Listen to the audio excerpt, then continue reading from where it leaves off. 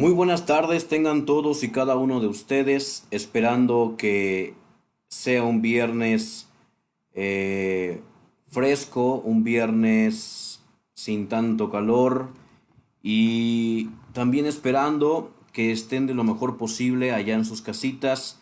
Estamos por comenzar la transmisión del día de hoy en el programa de psicoanálisis dentro de Psicoforma Activa y el tema de hoy es un tema complementario. Ya llevamos dos programas hablando de la introducción de las conferencias que da Sigmund Freud en el tomo 15, las primeras conferencias, la primera y segunda parte, y hoy toca la tercera parte, perdón, de las conferencias que se encuentran en el tomo 16.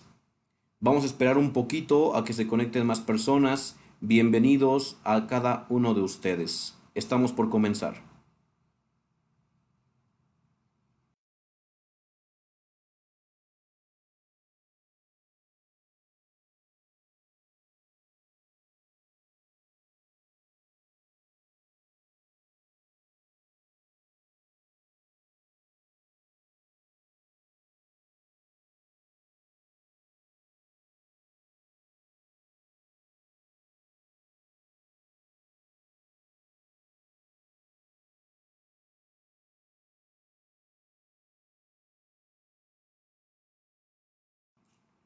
Recordándoles también que compartan la publicación para que cada vez seamos más dentro de Psicoforma Activa.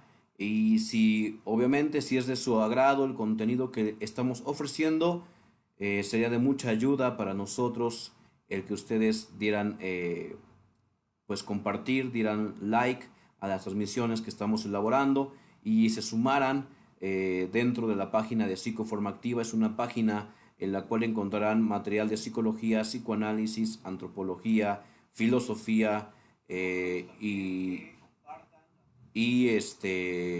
también encontrarán temas de sociología.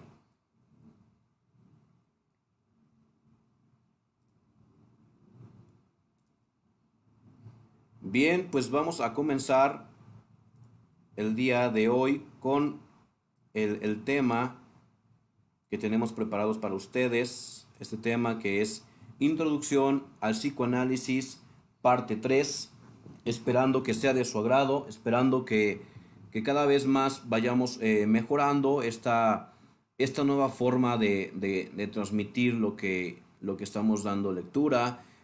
Podrán haberse dado cuenta en otros espacios de Psicoforma Activa que han estado participando otros compañeros de un servidor. Y pues bueno, vamos a comenzar siendo las 4 con 9 minutos. Vamos a comenzar con esto. La ocasión pasada encontrábamos en un inicio pues acerca de los sueños, hablamos la vez pasada, el simbolismo del contenido de los sueños y demás.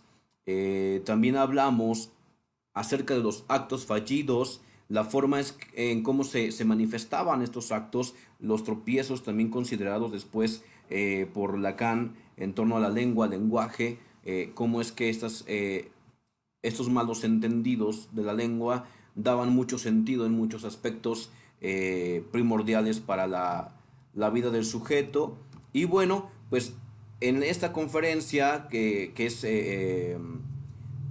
digamos, la conferencia número 16, de la 17, perdón, a la 21, es en donde vamos a estar ahorita situados en un inicio. También hablaremos acerca de las conferencias que están, pues, pertenecientes a al sentido de la angustia, que corresponde a la conferencia número 25, y también a la teoría de la libido y parte del fragmento que da del narcisismo en la conferencia número 26.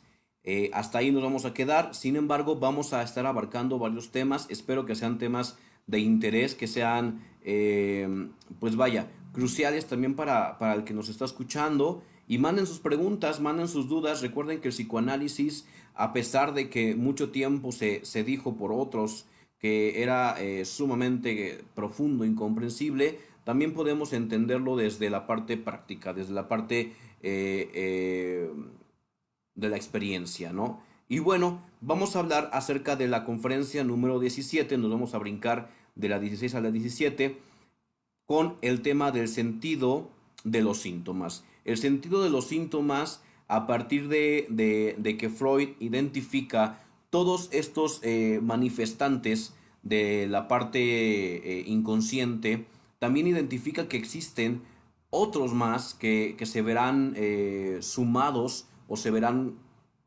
adicionados a los manifestantes propios del inconsciente. Y uno de estos son los síntomas, que para cada paciente, para cada sujeto, tendrá un manifestante diferente, un sentido diferente. Y bueno, a raíz de esto, Freud intentará, bien habido por Freud, explicar a la comunidad en ese momento universitaria y algunos catedráticos que se presentaron y demás en esas conferencias, en este bloque de conferencias, explicar cómo es que cada síntoma, independientemente de lo que pensemos, de lo que está establecido, de lo que ya está hecho por la parte médica, también podemos contener o podemos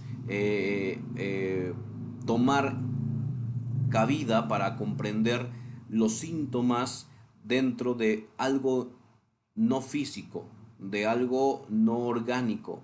Y entonces vamos a comprender, independientemente de la cuestión psicosomática, que es la manifestación de algunos aspectos de la vida cotidiana del sujeto que le puedan causar algo, una alteración en específico que no pudieron, perdón, haber canalizado forma más que en el cuerpo. Esto también lo entendemos desde el origen de la histeria, cómo es que la histérica pasaba estas manifestantes, estas formas de no canalización a sus síntomas, los pasaba ahora en el cuerpo, ¿no? Alguna parte del cuerpo era afectada, podían quedarse sin la palabra, sin poder decir, eh, poder articular palabra alguna, se quedaban sin visión, se quedaban biplégicas de la parte inferior del cuerpo, vaya, había un sinfín de manifestantes histéricos que podían determinar hasta cierto punto algunas dilucidaciones dentro de este campo en torno al inconsciente. Ahora bien, vamos a hablar precisamente del sentido del síntoma. ¿Para qué es que fue creado como tal un síntoma? ¿No? Y aquí, por ejemplo, pudiéramos hablar acerca de algunas sintomatologías propias de la neurosis, de la estructura que principalmente Freud aclara y que poco a poco da cabida a Freud a- al entendimiento de las mismas, ¿no? Y bueno, bienvenidos todos, bienvenidos, somos 10 esperando que se vayan conectando poco a poco más. Y bueno, tenemos aquí unos comentarios, me parece que es... Ah, no, eso se etiquetaron. Bienvenida Elena Vázquez, bienvenida Violeta o Violet, eh, Jane, no supiera cómo descifrar ese apartado. Colocó muy bien, bienvenidos y cada uno de ustedes.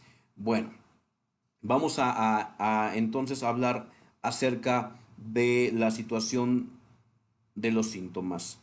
Para empezar, quisiera que fomentáramos la idea o se diera la parte de entender qué es, qué puede ser un síntoma para comprenderlo eh, mayormente, ¿no?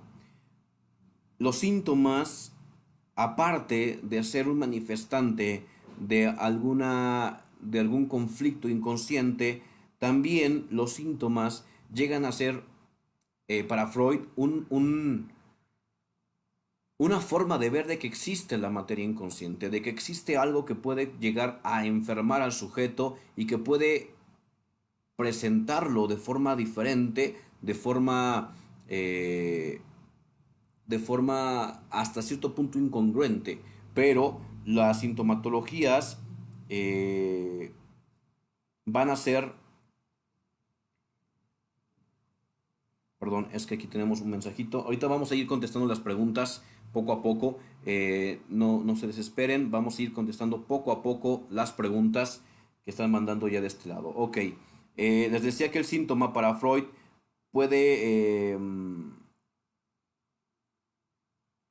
puede entenderse como los actos sutiles y también los actos que no puede detener el sujeto en torno a realizar una voluntad inconsciente, ¿no? Y bueno, estos actos precisamente podrán hablar o podrán situarse desde la perspectiva meramente analítica, desde la perspectiva freudiana, como una experimentación de displacer o sufrimiento, dolor, un daño, ¿no? Y que a final de cuentas agotarán la energía psíquica y algunas veces podrán presentarse eh, para poder también realizar algunas actividades. Para este momento, Freud no había todavía charlado del todo de las pulsiones, bueno, de la pulsión primaria que es lo que él propone, que es la pulsión de muerte. Y bueno, esta situación hará que también entendamos cómo el dolor puede ser un manifestante constante, pugnante, de una persona para que siga sintiendo. Voy a hacer un poco más claro. Eh, Vamos a entender que el síntoma a veces no cobra factura directamente en el cuerpo, sino que cobra factura en otros menesteres, en otros lugares del cuerpo, perdón, del sujeto.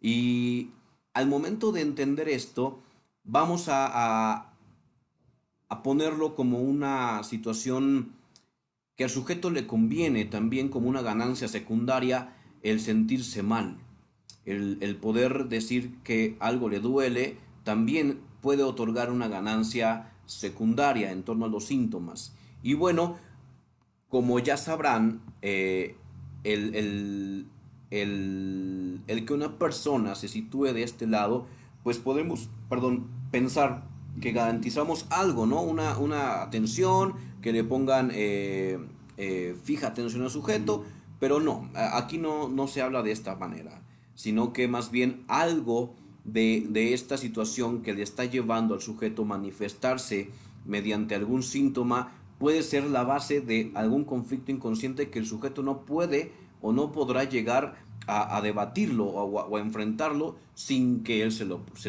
permita, ¿no? Eh, También podemos identificar que los síntomas pueden, pueden ser un acto sutil pero meramente inútil que hace que el sujeto manifieste algo del devenir del inconsciente, de la materia directamente del inconsciente, de un malestar que se encuentra ahí, ¿no? Vamos a situar también, obviamente, los tropiezos, como hace rato mencionábamos, en torno al psicoanálisis, porque es lo que la base también dentro de esta situación, ¿no? Ahora bien, es importante comprender que cuando se habla de sintomatologías, no es como que me duele la garganta, me duele la cabeza, me duele la espalda, no, más bien son muchas veces eventos o acciones que el sujeto ha ido determinando para con él y, y que es imposible o es incapaz de poder detener porque si lo detuviera, pues creo que no estaría en ningún tipo de conflicto y estaría lejano al tema neurótico, ¿no? Entonces, bueno, vamos a ir aquí checando poco a poco esta situación. Dice Diego Hernández, ¿qué tal, colega? Buenas tardes, Lick. Montserrat Prado, igual, buena tarde, colega. Saludos. Aquí andamos, manden sus preguntitas conforme vayamos avanzando. Y tenía una pregunta de este lado. Dice, bueno, doctor, bueno, se refiere así, ¿cómo es que podemos controlar estos síntomas o cómo podemos detener estos síntomas? Claro, estaría muy fácil y muy sencillo el que pudiéramos controlar la parte o el devenir del inconsciente, pero el inconsciente no se puede controlar. Es un mecanismo que funciona por sí mismo y no hay nada que lo pueda detener ciertamente. Habrá trabas, habrá formas de ocultar la materia como tal, como lo vemos en los tropiezos, ¿no? Ay, perdón, yo no quería decir esto, quería decir aquello, ¿no? Y como se parece, pues entonces pensamos que sí iba por ahí, pero no es del todo. Cuando ocurre un tropiezo, en cuestiones freudianas mencionaba que no todos los tropiezos tenían sentido analizarlos si no se está en consulta. Cuando ya se está dentro de la situación analizante, se tiene que hacer caso a los tropiezos y cómo es que ocurren ahora los tropiezos, que es un punto fundamental que Lacan después abrazará y nos dará como tal, ¿no? Y dirá, también es importante identificar cómo es que ocurren estos tropiezos, en qué momento ocurren y qué es lo que deviene del tropiezo, porque a veces ocurren los tropiezos sin problema alguno y, y el sujeto se hace responsable directamente de ese tropiezo y lo comprende, porque quizá la resistencia que estaba generándose en ese momento no estaba tan fuerte para ese tema. Hay que aclarar que la resistencia no solamente es una forma, ni solamente hay una resistencia, que no necesariamente tiene que participar directamente algo que se quiere negar, sino que también podemos observar que la resistencia se puede presentar cuando el sujeto al sujeto le duele de lo que se está por observar, de lo que se está por puntualizar, porque también durante el análisis el sujeto es capaz de poder identificar hacia dónde el analista puede llegar directo, puede abrazar esta parte, el analista, y quedarse con ella, y entonces el analizante quedará como muchas veces dirá, por aquí no me muevo porque si digo esto sé que algo va a pasar de eso y quizás no esté preparado, quizás no esté listo para esto. Bien, entonces, bueno, aún no hay preguntas, no se han generado preguntas. Ojo, estamos libres, no sé, de no manifestar síntomas, de no manifestar esto, no, porque originalmente el síntoma deviene de un malestar inconsciente, de un conflicto inconsciente, y comúnmente el conflicto inconsciente va a tener como, como filtrado, como diluido, ¿no? El que se encuentre la fijación de un trauma.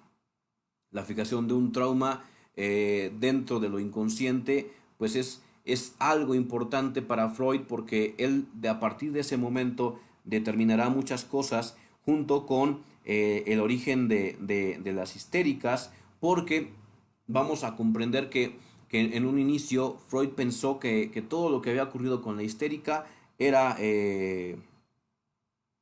real. Ajá. Después, Freud en unos escritos aclara con una frase, ¿no? Mis histéricas me mienten, ¿no? Y esto es interesante porque se va a dar cuenta de que no siempre lo que se narra es, vaya, no siempre lo que se narra es tal cual.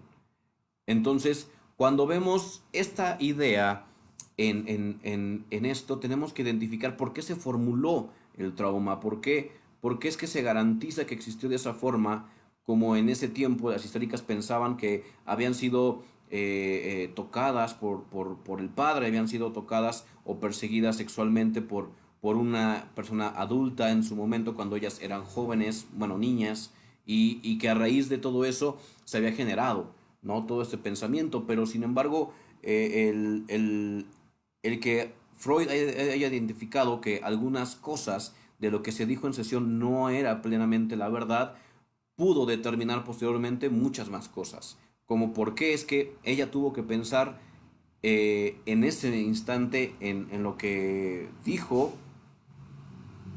con torno al padre, ¿no? Entonces, bueno, en la concepción freudiana vamos a entender que Freud llama fuente de Nilo a su descubrimiento de que el origen de los trastornos psíquicos se hallaban en la vida sexual de los pacientes. Es decir, había algo íntimamente atado dentro de la vida sexual de los pacientes, pero no como una vida sexual erótica o como una vida sexual meramente pensando, fijando la mente en lo coital, en el pensamiento de pene y vagina, como comúnmente se relaciona a Freud. No desde toda la lectura freudiana vamos a entender esto. Vamos a ver que Freud también tiene otra forma de ver las cosas y tiene que ver con esto que acabamos de mencionar, ¿no? Y bueno, para Freud, el origen del trauma deviene de la escena primaria. La escena primaria es en donde el hijo escucha en la habitación de al lado, en algún lugar, o se imagina lo que está pasando con papá y con mamá dentro de esa habitación. Ajá. Me estoy refiriendo a simplemente cuando la habitación se encuentra cerrada, ¿no? Y esto es interesante porque no necesariamente debe de ocurrir algo realmente sexual adentro para que el niño imagine cosas de lo que está pasando ahí adentro. Por ejemplo, hay un chiste que me agrada, refiriéndome también al chiste dentro de Freud, eh, que lo cuenta un payasito, eh, y que dice, ¿no? Que él escuchaba que su mamá y su papá estaban intimando, ¿no? Ya en el chiste se especifica que se están intimando. Pero lo que causa de interés en esto, o lo que a mí me causó interés, fue la reacción que tuvo el sujeto ante la escena primaria. Menciona durante el chiste que se le erecta el pene como diciendo que el niño estaba sabiendo lo que estaba pasando a través del picaporte de la puerta y menciona algo alusivo a la cuestión edípica, el post-edipo. Dice, no, mañana Lupita, ¿no? Que se supone que es una novia que tiene el de niño, es un niño, aproximadamente el personaje hace alusión a un niño de 5 a 6 años, y mañana Lupita no se la va a acabar, ¿no? Y después, durante el chiste, se relata que la mamá está en la situación del goce, ¿no? Y el papá le dice, volteate, porque esta vez va por porque esta va por el chiquito, ¿no? Y entonces el niño abre la puerta en el chiste, obviamente, y dice, gracias papá, pensando que era para él, ¿no? Porque el chiquito pues es él, el chiquito es él. Ajá. Entonces, vamos a comprender cómo es que poco a poco en este chiste, pues se entiende gran parte de la vida del sujeto en la infancia y de lo que se imagina que hacen los padres cuando están a solas. Porque, ojo, de la parte imaginatoria, de la parte que el sujeto hace para poder comprender qué es lo que ocurre en la vida adulta, pues habrán muchas identificaciones y muchas formas de poderlo divisar. Tenemos otro comentario de este lado, me parece. Ujú. Dice, estoy estudiando primer semestre de psicología y me han mencionado acerca de que tengo posibles traumas. A ver, me han mencionado que tengo posibles traumas, me imagino que algún docente, por lo que he escrito en algunos documentos al momento de que me piden tareas, coloco palabras que no van acorde, ¿no? Me imagino, coloco palabras que no van. Bueno, pues para empezar, no podemos o no se debe, no se debe otorgarle en ningún lugar, en ninguna institución, a diestra y siniestra, al sujeto que se le puntale o se le etiquete como una persona, tú tienes traumas, ¿no? Para empezar ahí ya empezamos con algo peculiarmente pues raro o no correcto, ¿no? Dices que vas en primero, entonces, pues bueno, si tu docente te hizo este comentario, tus docentes, no sé, eh, sí estaría bien que ignoraras un poco esto, porque no es grato, ni tampoco tú se lo estabas pidiendo, y segunda, pues no puedes determinar que una persona por la escritura directamente tenga traumas, porque todos tenemos traumas, ajá, o sea, todos tenemos algo ahí en la parte psíquica que aunque tú no sepas que te afecta, lo podrás ver de manera directa con tu actuar, con tu comportar. Y lo pongo como un ejemplo, ¿no? No sé, en las relaciones de pareja, comúnmente uno pensaría que uno es normal, que vive la situación de pareja normal, como dicen, ¿no? Pues sí, ahí vamos, ¿no? Con sus problemas y todo, pero saliendo, ¿no? Y escuchas qué tipos de problemas tienen y entonces ya desde ahí te estás dando una idea, ¿no? Que no es del todo pues normal. Pero ojo, normal para el que lo escucha. Ajá, porque todos, nuevamente aclaro, tenemos antecedentes que no fueron bien elaborados, bien comprendidos y tampoco que muchas veces se pidieron para poder comprender la vida del adulto. Estoy hablando de los traumas que se generan en la infancia y que el adulto no piensa que fueron traumas o que fueron significativos para el sujeto. Y ya cuando el sujeto se encuentra en una vida un poco posterior a la infancia, después de la adolescencia, muchas veces desde la adolescencia ya empiezan a presentar problemas como por ejemplo, voy a citar a un paciente. Recuerdo que mi padre siempre me decía que era un inútil, ¿no? Pero lo hacía de manera despectiva. Y cada vez que yo escucho la palabra inútil, se deviene en mí la imagen de mi padre diciéndome que soy un inútil y demás, ¿no? Uno pensaría que esta palabra no iba a trascender en el sujeto porque se lo dijo cuando tenía 7 años, ¿no? Sin embargo, las palabras trascienden por el simbolismo que se le dan y por quién las dijo también y cómo es que lo dijo. Ajá. Muchas veces pensamos como adultos que no se daña directamente el acto del hijo, no se dañará nada del hijo porque el hijo crece sin broncas, normal, ¿no? Lo que esperamos como padres de los hijos y después vamos a ver que no es así. Hay algo todavía ahí que se quedó grabado y es por eso que el origen del trauma comúnmente tendrá mucho que ver con algo inconsciente, algo que se elaboró, que se enlazó de manera inconsciente y que se entendió de una forma diferente, ¿vale? Entonces ahí no leo el nombre porque es privado, pero pues aguas con tus docentes, espero que mándales este video, ¿no? Ahí a tus docentes, porque está prohibido, o sea, como psicólogos está prohibido que tú puedas decirle o comentarle algo al sujeto. Si te lo dijeron como un comentario que tú pediste, ah, bueno, eso es otra cosa. Pero si no fue así, no podemos llegar, también yo soy docente de universidad, y no puedes llegar y decirle, tú tienes esto, tú tienes aquello. No.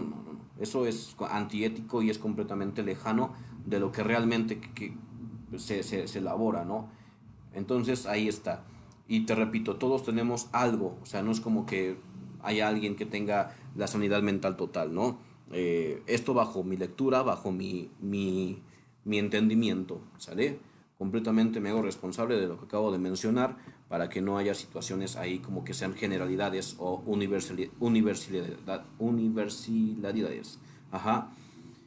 Dice Orlando Hernández, ¿qué tal? Saludos, compadre, un placer escucharte con temas interesantes. Saludos allá en casita de aquel lado.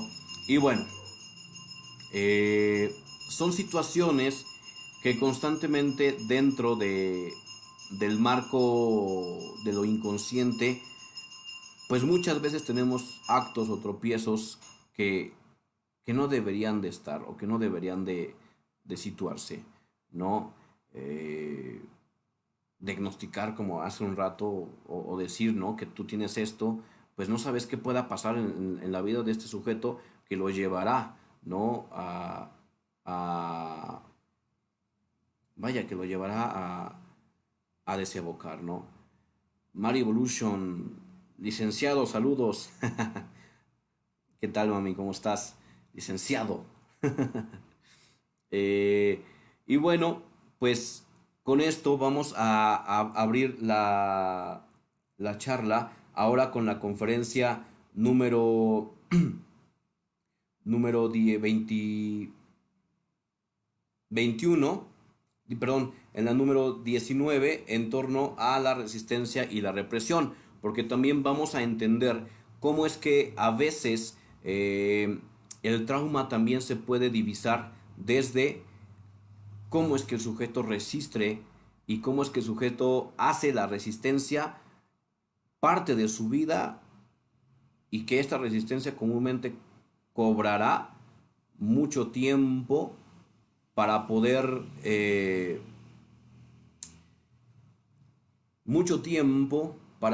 quitarse. Estará en la labor de ambos en torno a esto de la resistencia, el ver cómo poder mermarla y poder dar cabida al momento de hablar dentro de la consulta analítica y demás. Dice Elisa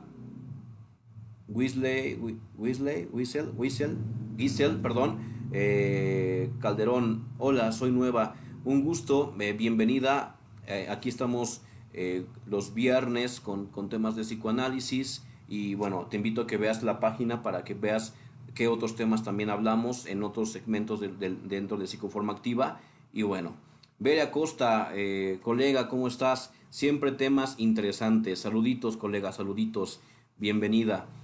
Bueno, vamos a abrir ahorita la oportunidad de hablar acerca de las resistencias, pero me gustaría más también que si tienen alguna pregunta, algo, alguna duda que se pueda de una vez trabajar, lo podamos llevar a cabo y demás. En torno a las sintomatologías del sujeto, es decir, qué sentido tienen los síntomas, unos síntomas tal cuales de la vida cotidiana y también pues en torno al origen del trauma, ¿no? El trauma se originará a raíz de qué fue lo que estuvo en cuestión que desgastará la energía también libidinal porque quizá muchas veces hay un conflicto entre lo placentero y lo displacentero en las acciones que ocurren en la vida cotidiana del niño, de las personas, y entonces no sabemos qué fue lo que realmente está originando esto. Para esto tendríamos que estar trabajando en sesión y pudiéramos determinar, bueno, que el sujeto le diera sentido del por qué le pesa hablar de ciertos temas, del por qué muchas veces se niega a presentarse en algunas situaciones. Por ejemplo, les ha de haber pasado en algún momento de su vida que fueron a pedir trabajo, ¿no? Pero, pero ese día que tú te preparaste para ese trabajo, que tú conscientemente deseabas ese trabajo, pero que también al ser contratado perdías otras cosas que ya tenías, llámelo a aspecto emocional, demás, y entonces para esa entrevista de trabajo llegas tarde, ¿no? O no llegas, ¿sí? Se te olvidan los documentos, y que eso también lo podemos entender como un síntoma. Aquí estamos hablando en torno a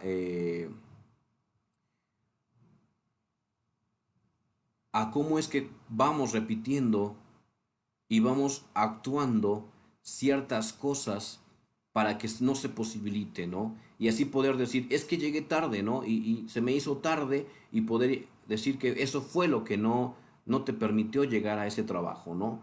Y cuando no fue así, o sea, se te hizo tarde porque tú no querías llegar a tiempo. Algo te situaba a decir, si llego tarde es más probable que me rechacen, ¿no? Entonces, vamos a comprenderlo desde ahí el trauma, ¿no?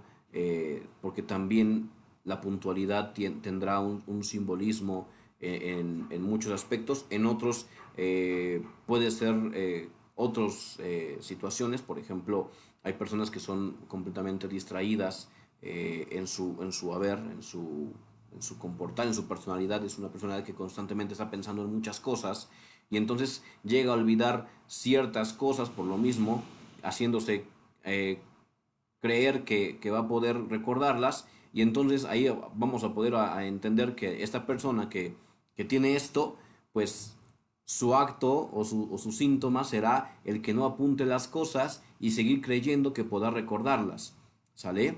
Eso pudiera ser, pero hay personalidades que sí son tal cual así y no tiene directamente nada que ver con un traumatismo o con una situación sintomatológica dentro del inconsciente, ¿sale? Bueno, vamos a continuar. Ahora no han preguntado, el día de hoy no han hecho o elaborado preguntas.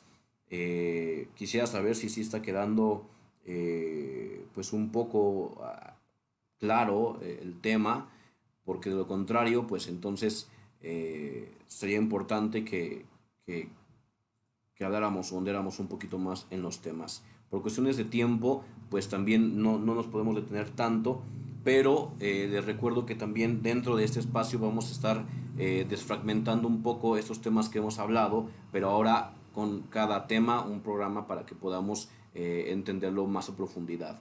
Ahora bien, esta situación dentro de la represión como tal, Freud menciona que en esa charla que todos presentamos represiones, porque así se nos fue enseñado, porque así se nos hizo, se nos permitió adentrarnos en la sociedad como, como primer momento, como primera ocasión, como primera instancia. Y bueno, esto cómo lo determino, pues sencillo, sencillo y no, ¿no? Sencillo. Es que cuando el sujeto está en una formación última del Edipo. Edipo es una conceptualización freudiana que nos habla acerca de la necesidad que se tiene con el padre del otro sexo o del mismo sexo, pero que nos permitió hacer esta simbiosis, esta identificación también primaria, y que nos mostró afecto y nos mostró amor, pues entonces nosotros pensaríamos que ese sujeto iba a ser para nosotros o sería para nosotros, pero después de esto no, ¿no? Freud lo estructura dentro de una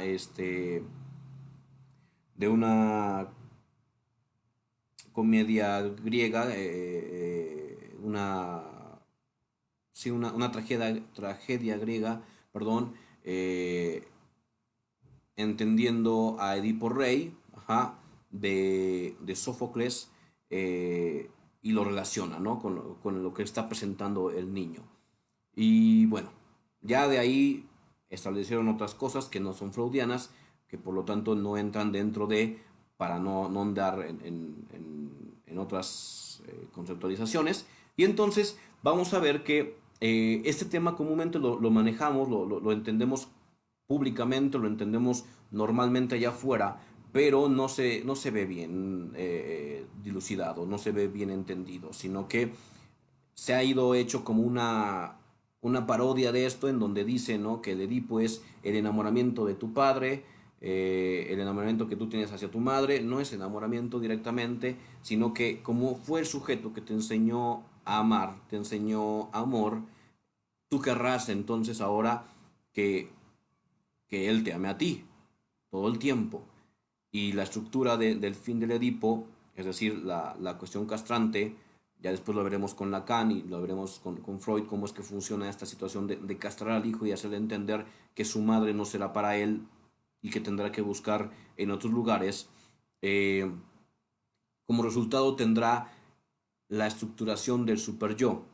Es decir, el heredero principal del Edipo es el super yo, es decir, cuando se reelabora el Edipo y se entiende de una forma pues, lo más positiva posible, es que el sujeto entienda que tiene que buscar allá afuera al otro, ¿no? A quien esté deseando en ese momento.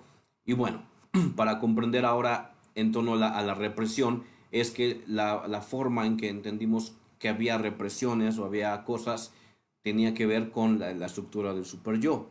Ajá, y también con algunos mensajes que daba la madre o el padre durante la infancia del niño, en donde no le explicaban por qué no tenía que hacer las cosas y sin embargo solamente reprimían. Y no importaba cómo se reprimiera, simplemente el hecho era reprimir al sujeto, ¿no?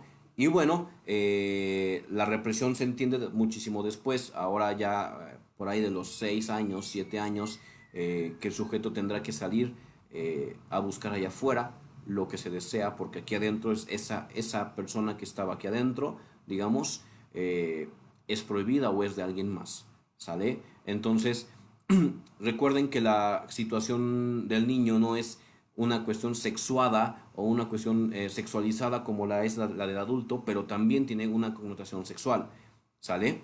Dice Bere, con relación a lo que mencionaste en el ejemplo de cuando alguien es distraído o comparación con el síntoma actuado, ¿cómo podemos diferenciar entre lo que es un síntoma y lo que es un rasgo perteneciente a la personalidad del sujeto?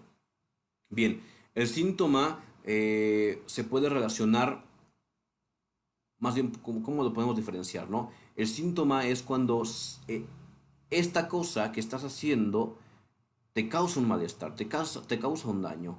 Y entonces, a sabiendas de que ya identificaste qué es y que te has propuesto evitar serlo así, lo sigues haciendo, ¿no? Esto ya tiene que ver también con compulsión a la repetición, que también es propuesta por Freud, pero eso lo vamos a hablar en el siguiente programa. Ya en el siguiente programa vamos a hablar acerca de temas fragmentados de Freud, es decir, vamos a coger algunos temas por particular y el siguiente tema tiene que ver con la compulsión a la repetición en torno a la pareja, en torno a situaciones, en torno a los hijos, en torno a la vida como tal la está llevando el sujeto, ¿no? Ahora bien, un rasgo de personalidad que puede ser en palabras más efímeras, que es ser distraído, eh, tener una atención dispersa, pues tendría que ver con que todo en su atención se olvide o no se recuerde o se pase de largo y diga, chin, no me acordaba de esto, ¿no? Entonces, al momento de hablar dentro de esto, el síntoma es algo que ya sabes y lo quieres modificar. Sin embargo, has decidido no hacerlo porque si no te quitarías el síntoma.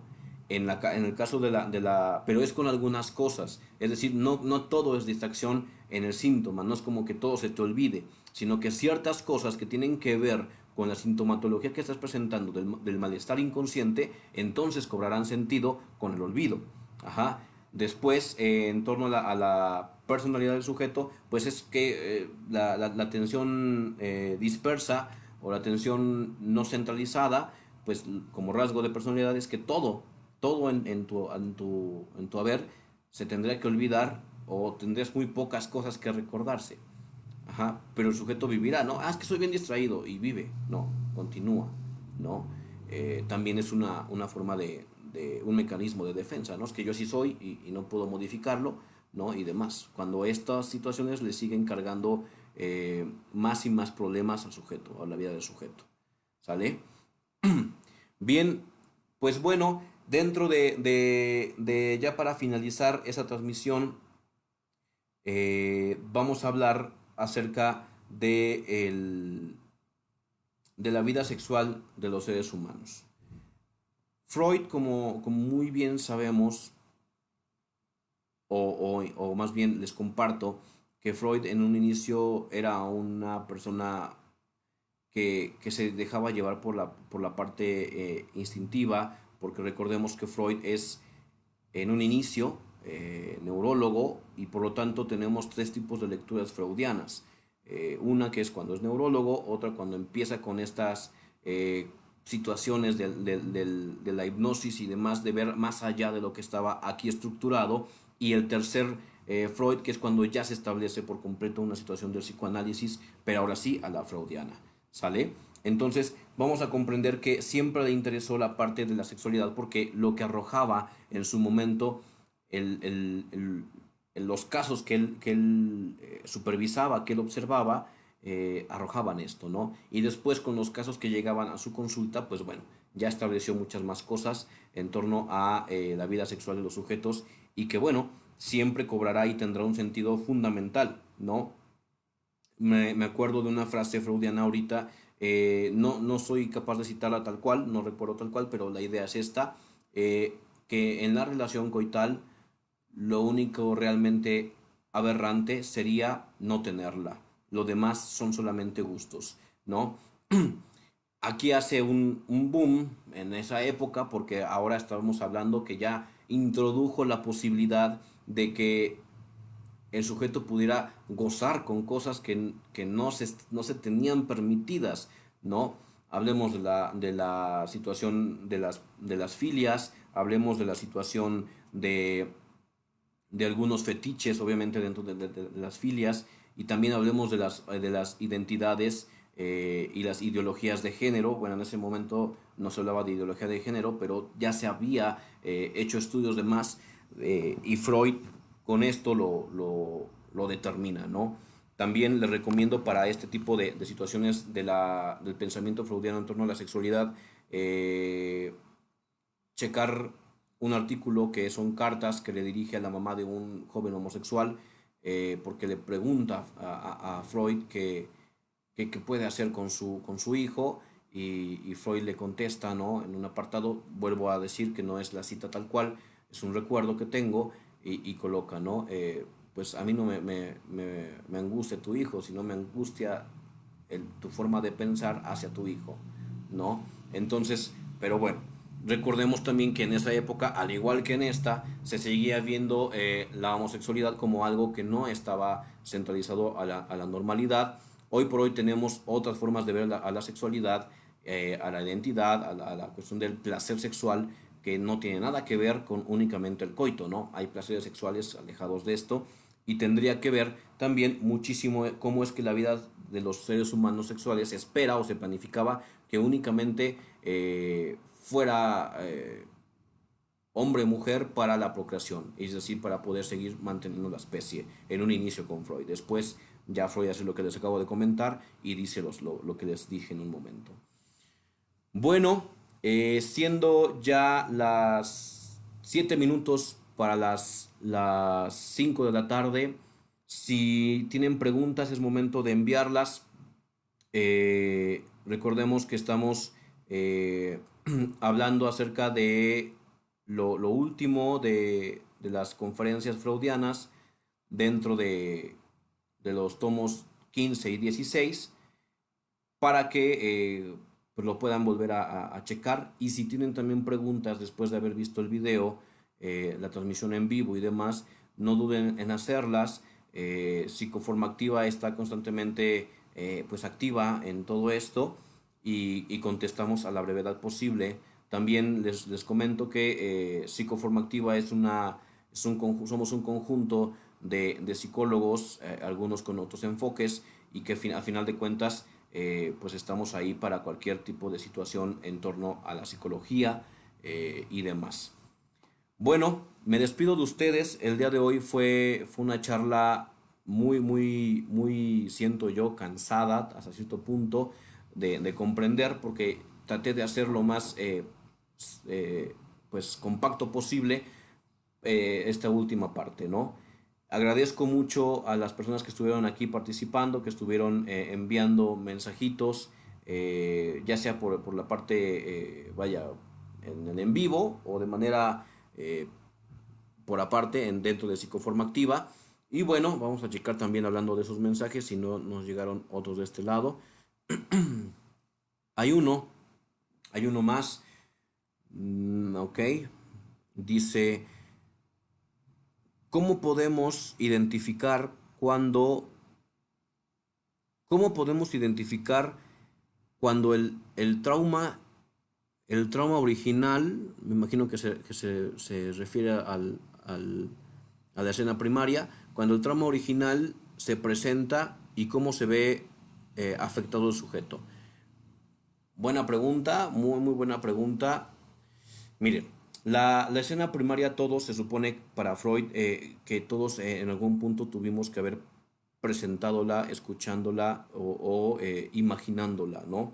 ¿Qué es lo que pasa atrás de la puerta de donde están los padres y demás? Pero el cómo lo afecta, pues bueno, no hay como tal una afectación, pero pues la neurosis como tal es también perteneciente a este trauma, ¿no?